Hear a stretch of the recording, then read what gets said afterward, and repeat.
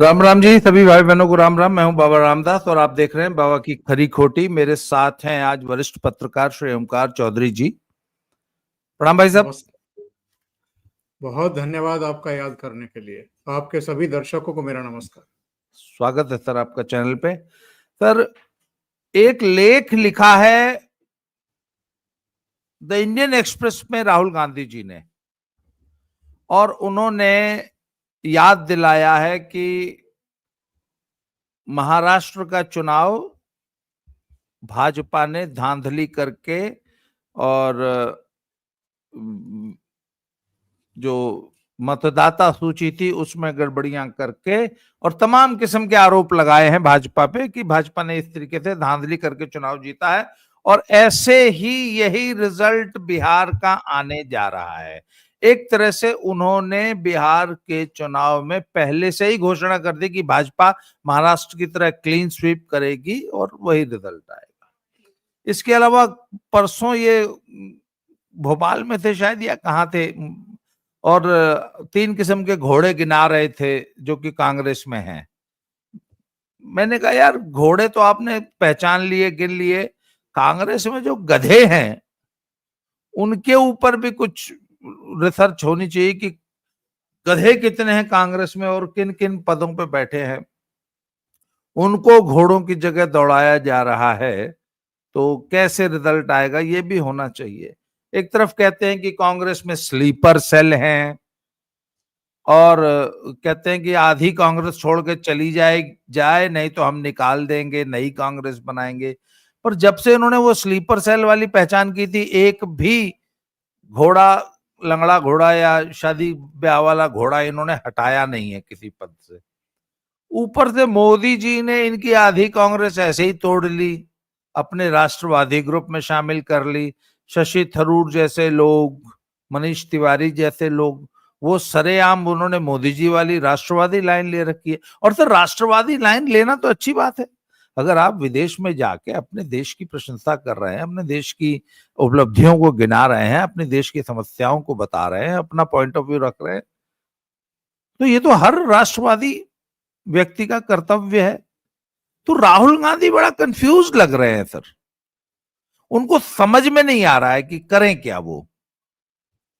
आपको क्या लगता है कि राहुल गांधी की प्रॉब्लम क्या है और राहुल गांधी इस समस्या से कैसे उभर पाएंगे? राहुल गांधी की लीडरशिप पे जो सवाल उठ खड़े हुए हैं और खुद अपनी ही पार्टी के जो बड़े लीडर्स हैं उनसे बुरी तरह असंतुष्ट हैं, तो क्या इससे आपको क्या समझ में आ रहा है? बाबा जी, आपने उनके इंडियन एक्सप्रेस और कुल मिलाकर के 13 भाषाई अखबारों में जो उनका वही आर्टिकल छपा है उसकी चर्चा की है। आपने इनके भोपाल के भाषण की चर्चा की है। महाराष्ट्र को लेकर के इन्होंने जो टिप्पणी की है, बिहार को लेकर के जो आशंका व्यक्त की है, और आपने कहा है कि घोड़े या गधे, फिर आपने कहा है कि साहब इनकी समस्या क्या है। तो मेरा कहना ये है कि कांग्रेस की सबसे बड़ी समस्या खुद राहुल गांधी है। ये कांग्रेस के रास्ते में ऐसी बाधा बन करके, ऐसा रोड़ा बन करके, बड़ा, वो जो बोल्डर होते हैं ना पहाड़ों में, कहीं से भी टपक पड़ते हैं किसी के भी सिर में और किसी गाड़ी पर पड़ते हैं तो गाड़ी का कचूमर निकल जाता है, रास्ता रोक करके, और वो पूरे यातायात को तबाह कर देते हैं, आवागमन को तबाह कर देते हैं। तो राहुल गांधी खुद कांग्रेस के लिए एक बहुत बड़ी समस्या बन गए हैं। इन्होंने कांग्रेस पार्टी को प्राइवेट लिमिटेड कंपनी में तब्दील कर दिया है। ये किसी को भी धमकी देते हैं कि आधी कांग्रेस को बाहर कर देंगे, किसी को भी स्लीपर सेल बताने लगते हैं। ये हैं कौन कांग्रेस के? और कांग्रेस पार्टी पार्टी की तरह काम कर रही है, बिहेव कर रही है, या 10 जनपद गांधी नेहरू परिवार की बांदी बन गई है, दासी बन गई है और प्राइवेट लिमिटेड कंपनी की तरह काम कर रही है? तो एक तो इनको ये जवाब देना चाहिए कि साहब ये पार्टी पार्टी की तरह चल रही है या इनकी प्राइवेट लिमिटेड कंपनी बन गई है, जिसको चाहेंगे उसको रखेंगे और जिसको चाहेंगे कान पकड़ करके बाहर कर देंगे, किसी को भी बेइज्जत कर देंगे। तो ये राहुल गांधी, सोनिया गांधी, प्रियंका वाड्रा, ये सब कांग्रेस के लिए बहुत बड़ी समस्या बन गए हैं। अगस्त 2020 में एक G23 बना था, जिसमें गुलाम नबी आजाद भी थे, कपिल सिब्बल भी थे, उसमें जितिन प्रसाद भी थे, उनमें शशि थरूर भी थे, भूपेंद्र सिंह हुड्डा से लेकर के मुकुल वासनिक, बहुत सारे नेता इनके हुआ करते थे उसमें। धीरे धीरे जिन्होंने अपने कान ढलका लिए, कंधे ढीले कर लिए, उनको तो अब कांग्रेस में पड़े रहने दिया गया। बाकी आप देख रहे होंगे कि गुलाम नबी आजाद बाहर हो चुके, कपिल सिब्बल बाहर हो चुके, कई, शशि थरूर समेत कई जो है अपने आप को अपमानित और उपेक्षित महसूस कर रहे हैं।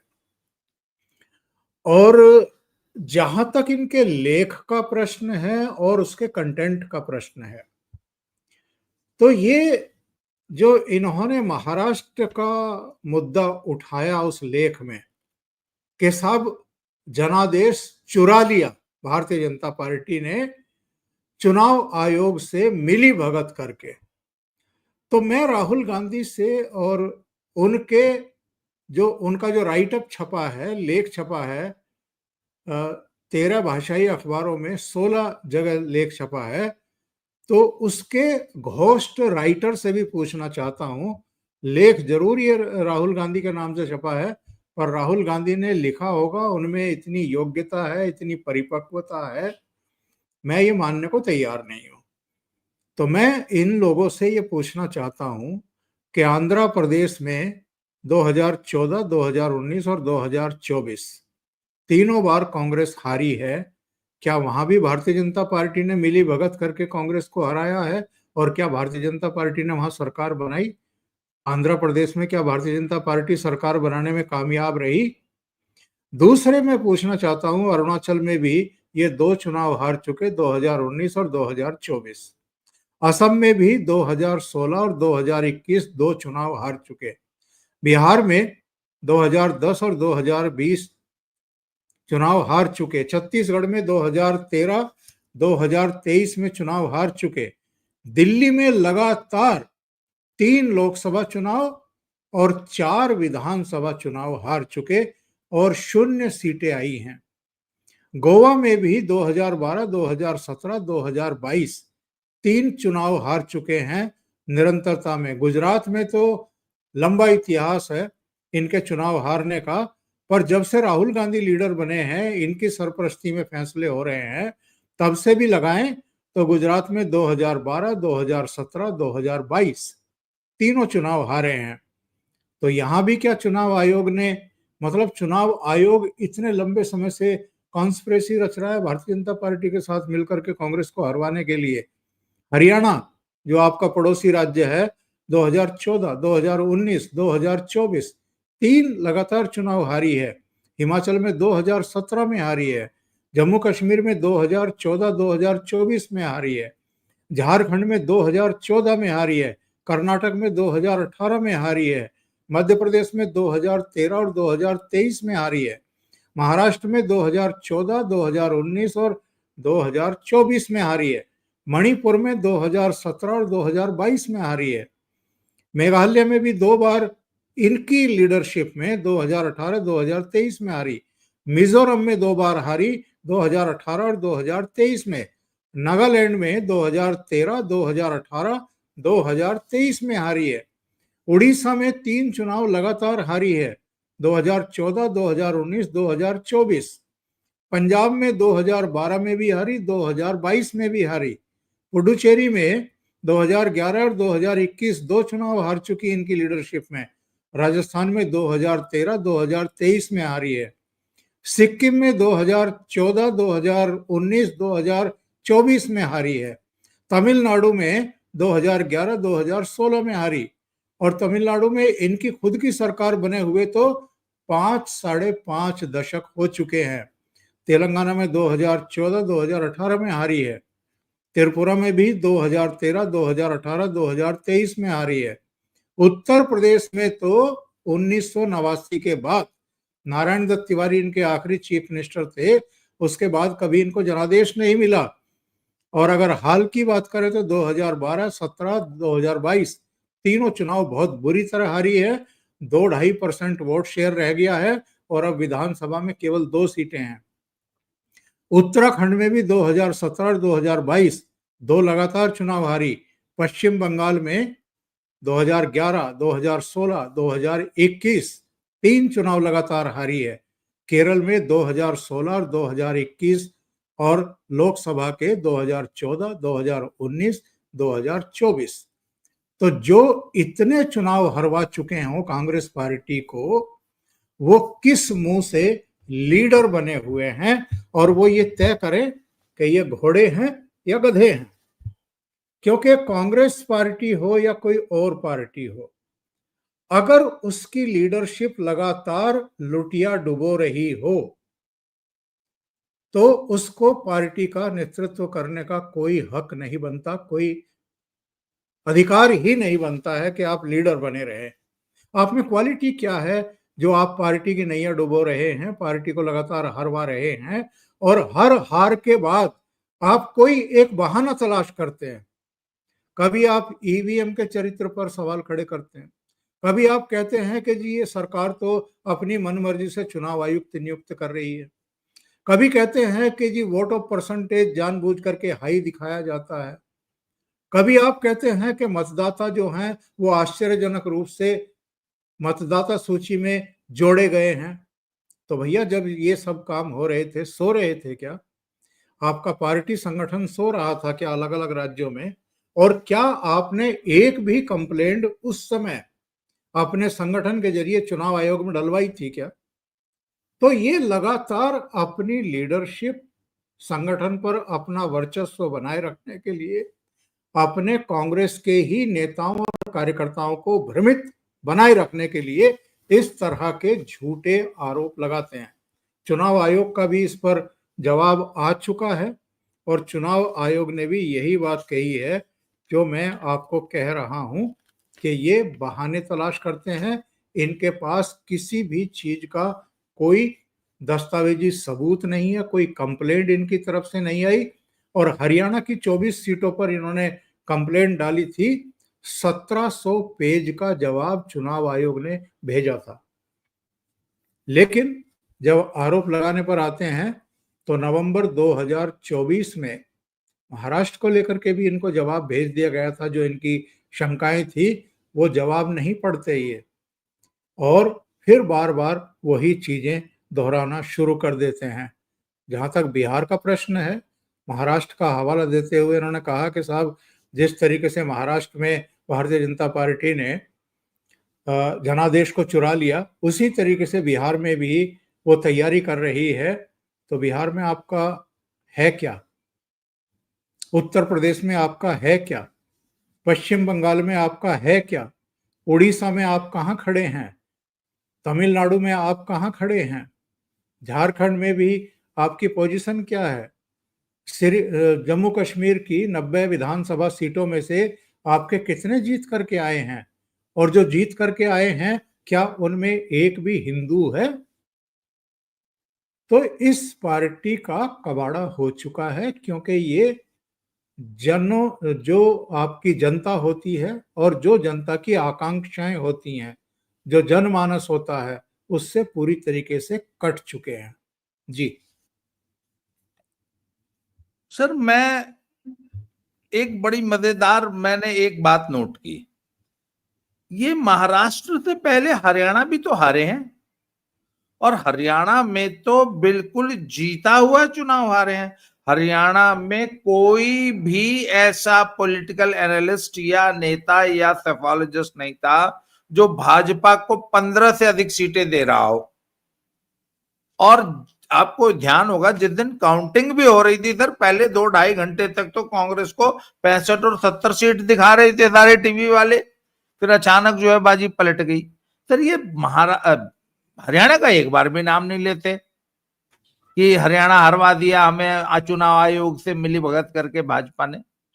अच्छा, दूसरी चीज, इन्होंने उस लेख में ये हमेशा आरोप लगाते हैं कि आखिरी के 4 महीने में बहुत अप्रत्याशित रूप से जो है मतदाताओं की संख्या बढ़ाई गई, फर्जी मतदाता ऐड किए गए। एक मिस्टर उदित मोहन है सर, उन्होंने भी एक बड़ा अच्छा आर्टिकल लिखा है, एक्स पे है वो ये बताते हैं कि भैया तेलंगाना में भी 13.5% वोटर बढ़े हैं, 37 लाख वोटर बढ़े तेलंगाना में।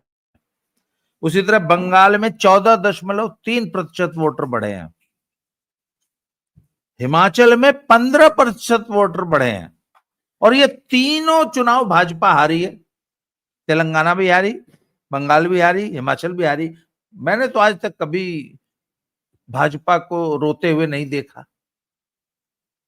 अच्छा, आप बताइए ना, लोकसभा में कितनी बुरी तरह हारी महाराष्ट्र में, परंतु 4 महीने के अंदर उन्होंने अपना कोर्स करेक्शन किया, अपनी गलतियां सुधारी, अपनी रणनीति सुधारी और कितनी जबरदस्त मेजोरिटी के साथ महाराष्ट्र जीता। तो बजाय अपनी गलतियां सुधारने के, अपनी रणनीति सुधारने के और अपनी पॉलिसीज चेंज करें, अपने लीडरशिप को मोटिवेट करें, अपने कार्यकर्ताओं को मोटिवेट करें, अपना मैनिफेस्टो सुधारें, अपनी वही आपने कहा, जन भावना से पूरी तरह कटे हुए हैं।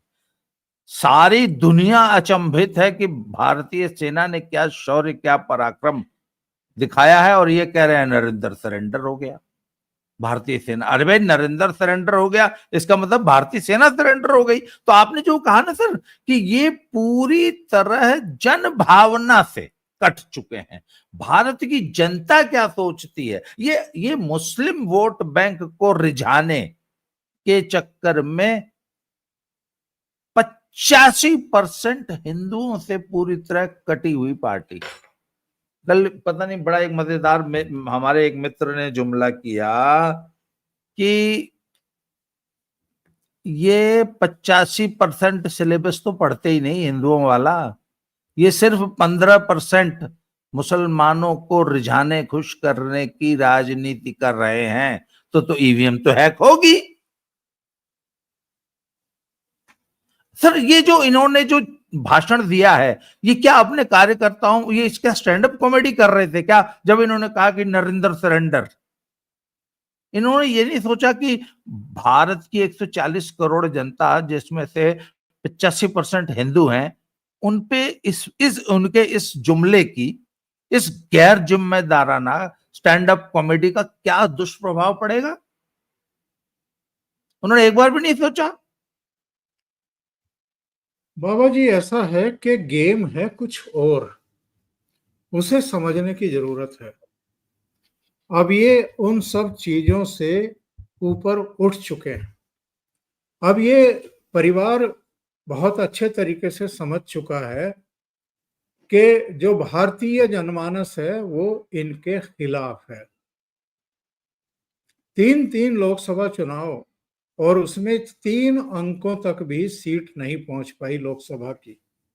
ये ठीक है कि नेता प्रतिपक्ष तो बन गए, लेकिन चुनाव जीतने के लिए और सरकार बनाने के लिए आपकी अपनी पार्टी को 150 सीटों तक तो पहुंचना पड़ेगा, और जो आपके सहयोगी हैं उनका भी प्रदर्शन वैसा ही रखना पड़ेगा जैसा 2024 के लोकसभा चुनाव में रहा है उनका। अभी कांग्रेस पार्टी की 99 और बाकी सबकी मिलाकर के 232 सीटें हैं। तो इसमें अगर 150 सीटें कांग्रेस की होती तो इनकी सरकार बन गई होती और भारतीय जनता पार्टी सत्ता से बाहर हो गई होती। लेकिन 232 तो इंडी गठबंधन की सबकी मिलाकर के, इंक्लूडिंग कांग्रेस, और अकेले भारतीय जनता पार्टी की 240 सीटें, यानी 8 सीटें तो अकेले भारतीय जनता पार्टी की ही पूरे इंडी गठबंधन से ज्यादा है। एक आंकड़ा और मैं अपने प्रोग्राम में देता हूं, दर्शकों के सामने रखता हूं, और ये बड़ा सोचने का विषय है। 2004 से 2014 तक मनमोहन सिंह प्रधानमंत्री रहे, यूपीए की यानी सोनिया और राहुल गांधी की सरकार रही। 10 साल तक। जी 2014 से 2024 तक भारतीय जनता पार्टी की सरकार रही, नरेंद्र मोदी उसकी सरपरस्ती कर रहे थे, एनडीए की सरकार थी। उनके 10 साल के शासन के बाद कितनी सीटें बची थी कांग्रेस की? 44। 44। और भारतीय जनता पार्टी की 10 साल के शासन के बाद कितनी आई हैं? 240 सीटें। ये राहुल गांधी को, सोनिया गांधी को दिखाई नहीं देता क्या? इनके रणनीतिकारों को दिखाई नहीं देता क्या? इनको बहुत अच्छे तरीके से पता है कि देश की जनता नरेंद्र मोदी के पीछे, भारतीय जनता पार्टी के पीछे खड़ी हो चुकी है।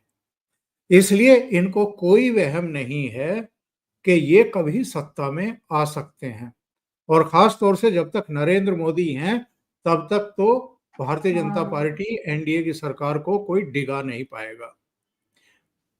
मेरे विचार से 240 सीटें भारतीय जनता पार्टी की रहने का सबसे बड़ा झटका अगर किसी को लगा था वो नरेंद्र मोदी थे। जब वो भारतीय जनता पार्टी मुख्यालय पहुंचे थे तो उनका चेहरा तमतमाया हुआ था, उनके आंखों में, उनके चेहरे पर एक प्रायश्चित था कि यार मैं दिन रात खप रहा हूं पूरी देश की जनता के लिए, ना मैं वंशवाद को प्रश्रय देता हूं, ना भ्रष्टाचारियों को, ना दलाली खाने वालों को, ना हथियारों के सौदागरों को। मैंने ईमानदारी से काम किया है और मुझे सिला क्या दिया आपने, जब मैं तीसरी बार ओथ लेने वाला हूं तो मुझे बहुमत से 32 सीट दूर आपने रख दिया। अब आप पूछेंगे, और दर्शकों के मन में भी ये सवाल अब तक उभर चुका होगा, कि जब इनको पता है कि देश की जनता तो मोदी के पीछे खड़ी हुई है, तो फिर ये ड्रामा क्यों कर रहे हैं, और ये इस तरह का वातावरण बार बार बनाने की चेष्टा क्यों कर रहे हैं? 13-13 भाषाई अखबारों में 16-16 लेख क्यों लिख रहे हैं? 16 जगह लेख क्यों लिख रहे हैं? इनको एक्चुअल में वैसा ही वातावरण इस देश में बनाना है जैसा 5 अगस्त 2024 से पहले बांग्लादेश में बनाया था। इसलिए ये जब अमेरिका जाते हैं, ये जब लंदन जाते हैं, जब ये विदेश यात्राओं में जाते हैं, तो ये खुलकर के वहां मीडिया में कहते हैं कि भारत में लोकतंत्र खत्म हो चुका है, भारत में मीडिया दबाव में काम कर रहा है, भारत में सुप्रीम कोर्ट भी दबाव में काम कर रहा है, हमें संसद में बोलने नहीं दिया जाता है। यानी एक ऐसा पूरा दुनिया के सामने एक नक्शा बनाने की कोशिश कर रहे हैं जैसे विपक्ष की और असहमति की आवाजों को भारत में दबाया जा रहा है और डेमोक्रेसी को कुचला जा रहा है, और मनमाने तरीके से जनादेश को भारतीय जनता पार्टी अपने पक्ष में कर रही है, चुनाव आयोग से मिलकर के, दूसरी संस्थाओं से मिलकर के, और उसके लिए जितनी कोशिशें हो सकती हैं, यानी अचानक मतदाता जोड़े जा रहे हैं, वोट ऑफ परसेंटेज ज्यादा दिखाया जा रहा है, जितना वोट पड़े हैं उससे ज्यादा दिखाया जा रहा है।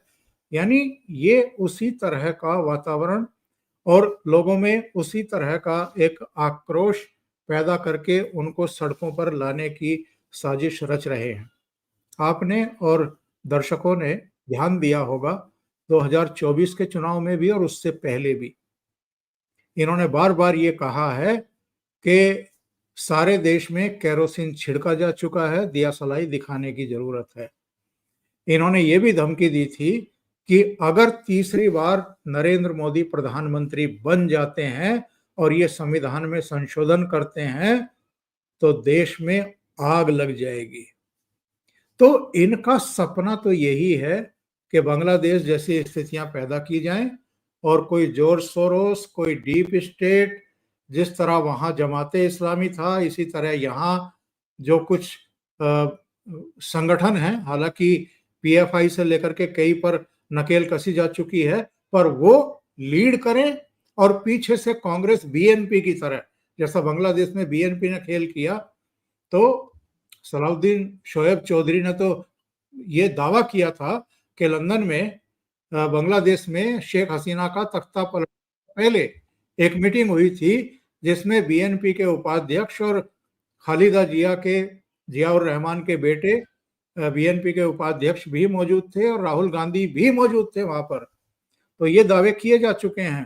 तो इनका सपना अल्टीमेटली, क्योंकि ये जान चुके हैं कि जीत तो कभी सकते नहीं, तो जो बांग्लादेश में हुआ है वही ये भारत में करना चाहते हैं और उसके लिए एक अराजकता का माहौल बनाना चाहते हैं, उसकी पृष्ठभूमि तैयार करना चाहते हैं।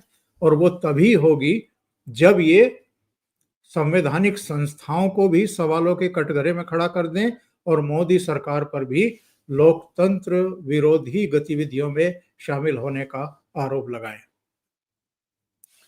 अच्छा, तो सर इस पूरे अभी की जो डेवलपमेंट है और अभी का जो माहौल चल रहा है, इससे आने वाले समय में अभी 5 विधानसभा चुनाव होने हैं, इंक्लूडिंग बिहार, असम, तमिलनाडु और एक दो और हैं।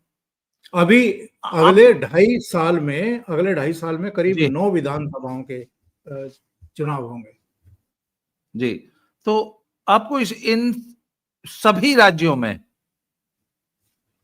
कांग्रेस का वही जो पुराना प्रदर्शन था, शानदार प्रदर्शन राहुल गांधी के नेतृत्व में चुनाव हारने का, यही स्पेल कंटिन्यू होता हुआ लग रहा है आपको, या किसी राज्य में कोई इंप्रूवमेंट की संभावना? मुझे आप ये बताइए कि उन राज्यों के नाम ले लेता हूं जिनमें चुनाव होने वाले हैं अगले 2.5-3 साल में, 2.5 साल के भीतर हो जाएंगे। अभी इमीडिएटली बिहार आ रहा है। बिहार में क्या आप कोई इंप्रूवमेंट देख रहे हैं कांग्रेस के प्रदर्शन में? कहीं दूर दूर पिछली सीटें आ जाए वही बहुत है। हाँ, उतनी आ जाए तो बहुत है। बंगाल में क्या इनका इंप्रूवमेंट होगा? नहीं होगा। खाता खुल जाए तो गनीमत है जी। उसके बाद आप आ जाइए असम और केरल। तो केरल और असम में ये पिछला चुनाव भी हारे थे। इस बार ले देकर के केरल में कुछ संभावनाएं हैं, लेकिन वहां पर शशि थरूर के नेतृत्व में आप ये समझ लीजिए कि बगावत हो चुकी है। और वो केरल में सर हर 5 साल पे रोटी पलटने वाली जो परंपरा है ना, इस वजह से कुछ राज्यों में तो इनका नंबर इसलिए आ जाता है, हिमाचल जैसे राज्यों में या राजस्थान जैसे राज्यों में। पिछली बार रोटी पलटने वाला मामला सिरे नहीं चढ़ा था। 2 बार से वहां पी विजयन मुख्यमंत्री हैं, तो 10 साल की एंटी इनकम्बेंसी है वाम मोर्चा सरकार के खिलाफ। अगर ये उसका भी फायदा इस बार नहीं उठा पाए तो आप ये समझ लीजिए कि पार्टी गर्त में वहां भी डूब चुकी है। असम में तो हिमंता बिस्वा शर्मा बैठे हैं, पाला खींच करके लड़ रहे हैं। गौरव गोगोई का उन्होंने पूरा जो है आरती उतार रखी है उनकी पत्नी के बारे में, उनके बारे में, और रोजाना जो है अच्छे तरीके से। अच्छा, तमिलनाडु के चुनाव होंगे। तमिलनाडु में ये कितने बड़े खिलाड़ी हैं, ये पिछलगू हैं वहां डीएमके के। तो ये ऐसे स्टेट। अच्छा, 2027 में आ जाइए, जहां आप बैठे हैं पंजाब में है, उत्तराखंड में है, उत्तर प्रदेश में है, मणिपुर में है, गोवा में है और गुजरात में भी होने वाले हैं। तो इन राज्यों में मुझे बता दीजिए कौन से राज्य में ये वापसी कर सकते हैं? सर मैंने बोला ना, मैंने इनकी जो अब तक के जो पॉलिटिकल वो है कि जिन राज्यों में एंटी इनकम्बेंसी के कारण हर 5 साल पे सरकार पलटने की परंपरा रही है, जैसे हिमाचल है उसमें एक से एक, राजस्थान है, ऐसे राज्यों में फिर इनका भाग्य से छीका टूट जाता है, बिल्ली के भाग्य से। एक राज्य है जहां ये अगला चुनाव, एक भाई पंजाब में भी आने वाला ना अगला चुनाव, पंजाब में मैं बैठा हुआ हूं सर। इस वक्त पंजाब में, पंजाब की जो कांग्रेस है वो 3 धड़ों में विभाजित है। एक धड़ा वो वड़िंग साहब का है जो कि इस वक्त लुधियाना से सांसद हैं, एक दूसरा है वो बाजवा साहब है, ये 2 जट सिख लॉबी है, एक तीसरे हैं चन्नी साहब, वो दलित लॉबी है। वो बहुत मेहनत कर रहे हैं चन्नी साहब, और दलित उनके पीछे एकजुट हुआ पड़ा है। सर 3 जगह विभाजित है, और राहुल गांधी की इतनी भुकत नहीं है कि वो इन तीनों धड़ों को एक साथ बैठा के एक यूनाइटेड फ्रंट स्थापित कर सके। अभी आज से 1 हफ्ते बाद, 10 दिन बाद लुधियाना में उपचुनाव है, लुधियाना की एक सीट पे, वहीं आपकी पोल खुल जाएगी, आप देख लीजिएगा। परंतु एक, कम से कम एक स्टेट हम इतना कह सकते हैं कि वहां कांग्रेस लड़ाई में है, वहां एक मेजर प्लेयर है बची, एक स्टेट पूरे नॉर्थ इंडिया में सर, एक स्टेट, ये है राहुल गांधी की लीडरशिप। तो अगर आप जिस स्टेट में चुनाव होने वाले हैं वहां अगर आप 6 महीने छह महीने पहले जाना शुरू करेंगे तो आपको वोट कौन देगा? नहीं नहीं नहीं सर, एक बड़ी मजेदार बात बताऊं, जितने भी स्टेट हैं वहां की रीजनल लीडरशिप कहती है कि नहीं नहीं आप कृपया मत आइएगा, हम लोग संभाल लेंगे। हर स्टेट में, न तो इनको, हरियाणा में चुनाव हुआ, हुड्डा ने इनको घुसने नहीं दिया, इनकी मर्जी से एक टिकट नहीं दिया, इन्होंने जहां जहां अपने रसूख का इस्तेमाल करके टिकट दिलवाई, हुड्डा ने हर जगह बागी कैंडिडेट खड़ा किया। आप कहते तो रहो स्लीपर सेल है भाजपा के। इसीलिए मैं कह रहा हूं कि इनको पता है कि कांग्रेस पार्टी लोगों की निगाहों से उतर चुकी है। और अगर मैं फिर भी कहता हूं कि चलो मणिपुर में हो सकता है कि इनकी लॉटरी लग जाए, जिस तरह की वहां राजनीति ये करते आए हैं, पार्लियामेंट के भीतर या पार्लियामेंट के बाहर। अगर गोवा में इतने तीसरी बार से वहां सरकार है भारतीय जनता पार्टी की, अगर वहां रोटी की उल्टा पलटी हो गई, लेकिन क्या हिमाचल में रहेगी क्या इनकी सरकार जब चुनाव होंगे? या सवाल ही पैदा नहीं होगा। कर्नाटक में बचेगी क्या इनकी सरकार? बिल्कुल नहीं। या तेलंगाना में ये कंटिन्यू कर पाएंगे क्या? तो अगर एक दो राज्यों में आती भी है तो 2-3 राज्य इनके हाथ से जाएंगे भी। जी। तो कहीं भी अब ये हालत नहीं रह गई है कि 5 साल सरकार रहने के बाद कंटिन्यूटी में कांग्रेस की सरकार को लोग दोबारा चुनते हों। जबकि भारतीय जनता पार्टी की ऐसी कई सरकारें हैं जो सर 15 इतना ही साल नहीं, से, 20 साल से, 25 साल से लगातार भारतीय जनता पार्टी की सरकार चुनी जा रही है। सर इतना ही नहीं, किसी भी राज्य में कांग्रेस की सरकार आती है, 1.5 से 2 साल के अंदर भयानक एंटी इनकम्बेंसी हो जाती है। आप मध्य प्रदेश में देख लीजिए क्या हुआ, जिस राज्य में भी, आप कर्नाटक में देख लीजिए, आप तेलंगाना में देख लीजिए, जहां भी कांग्रेस की सरकार आएगी, बाकी राज्यों में 5 साल में एंटी इनकम्बेंसी आती है, इनके यहां 1.5 साल में आती है। इतना गंदा इनका प्रशासन होता है। जी।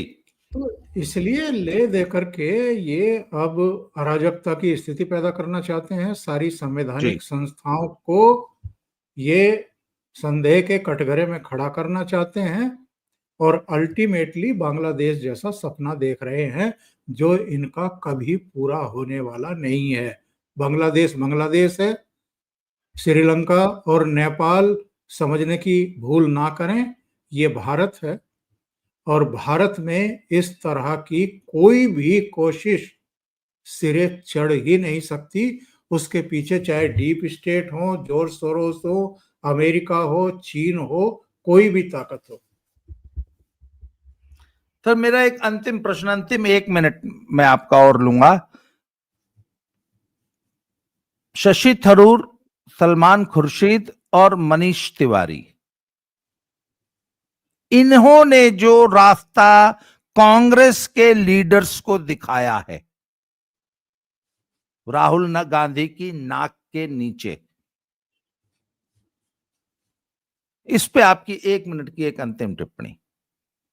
देखिए, इनमें आप मनीष तिवारी, शशि थरूर, ये दोनों तो G23 का हिस्सा भी थे जी। और ये पहले से ही नाराज हैं राहुल गांधी से, उनके तौर तरीकों से, उनकी कार्यशैली से। और एक गुलाम नबी आजाद ने 7 पेज की चिट्ठी लिखी थी सोनिया गांधी को अगस्त 2021 में कांग्रेस छोड़ते समय। वो चिट्ठी आप देख लीजिए, बस उसको पढ़ लीजिए और दर्शक भी उसको, वो मिल जाएगी दर्शकों को, वो सोशल मीडिया पे आप सर्च करेंगे तो मिल जाएगी।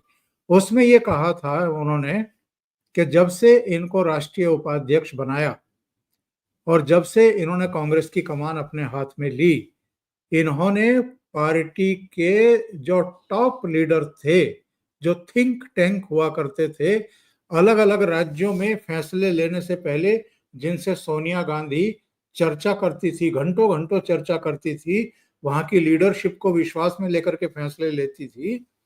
और सीडब्ल्यूसी में जो एक बार फैसले हो जाते थे कि हमें इस मुद्दे पर ये लाइन लेनी है, उसी पर फिर पार्टी खड़ी रहती थी। अब तो ना सीडब्ल्यूसी प्रासंगिक रह गई है, ना राज्यों की लीडरशिप, ना वो टॉप लीडरशिप जिनसे सलाह लेकर के फैसले लेती थी सोनिया गांधी।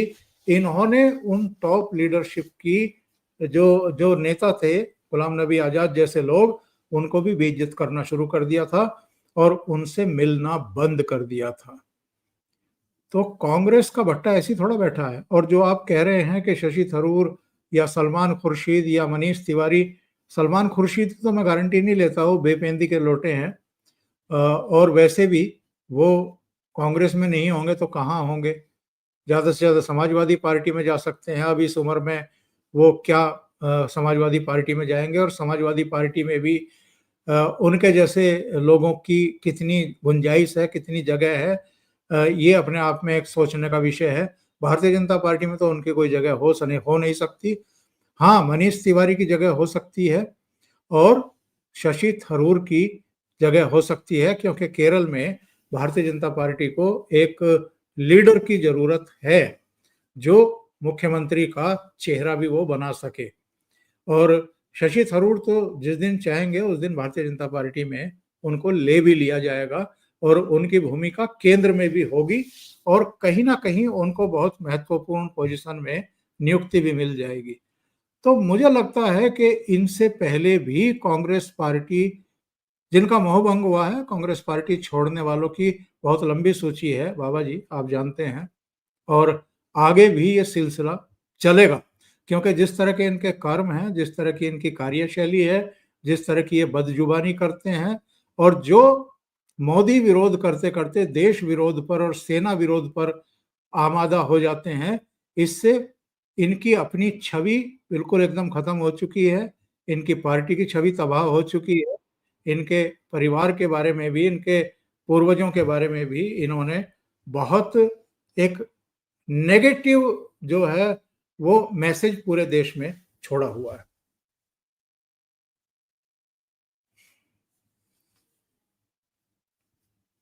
आप म्यूट हैं छवि शायद। हाँ, छवि तबाह हो चुकी है। कांग्रेस पार्टी को बर्बाद करने में इन्होंने कोई कसर नहीं छोड़ी है और इसी हताशा में, इसी निराशा में ये उल्टे सीधे बयान देते हैं। सर, आपने समय दिया, बहुत लंबी चर्चा हुई, इसके लिए बहुत बहुत आभार, धन्यवाद। दोबारा सर किसी अन्य विषय पे आपसे दोबारा चर्चा होगी, तब तक के लिए जय श्री राम। जय श्री राम।